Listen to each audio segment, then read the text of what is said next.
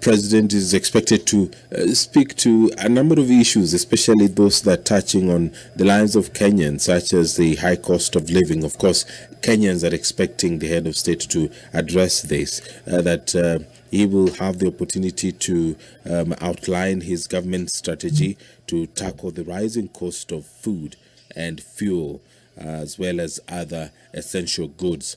Now, this is a pressing issue for Kenyans, and the president's address will be closely watched for concrete measures to address the high cost of living. Kenyans do also expect the head of state to address economic transformation and inclusive growth.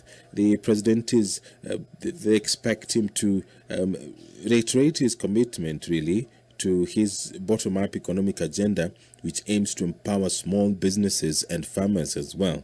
They may also announce new initiatives, if they are there, to boost economic growth and create jobs. The economic transformation and inclusive growth is part and parcel of the plan. This is the manifesto of the Kenya Kwanza government, which it is anchoring the first term on. The country also do expect the head of state to address matters food security and agricultural transformation.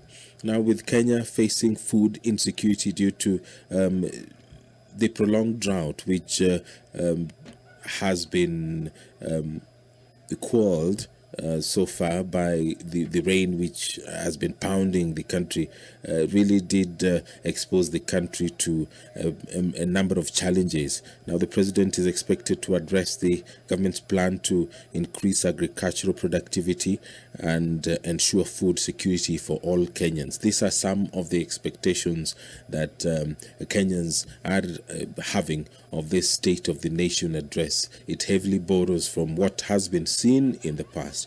Of course, the president will eventually address the country on the issues that he feels are important to the country.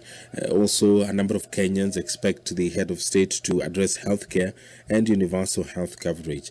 The president may announce progress, for example, on his government's plans to expand access to healthcare and achieve universal health coverage. We did see during the commemoration of the Mashujaa Day in Eldoret, in Kericho, I beg your pardon, the president did officially launch the universal health coverage, where he flagged off a number of health promoters who are going to be walking into the communities to ensure that everyone is having access to healthcare. The country also do expect the head of state to address issues such as the digital superhighway and the creative industry. He may highlight his administration's efforts to promote the growth of the digital economy and the creative industries. This is part and parcel of the manifesto of the Kenya Kwanza administration, and through the Ministry of Information, Communication and the Digital Highway, we have seen a number of steps which have been taken to achieve this. Perhaps the head of state will be updating the country on the status of this agenda and what direction perhaps it is going to take in the coming months as well as the coming years. The country also expects the head of state to address issues to do with security and counter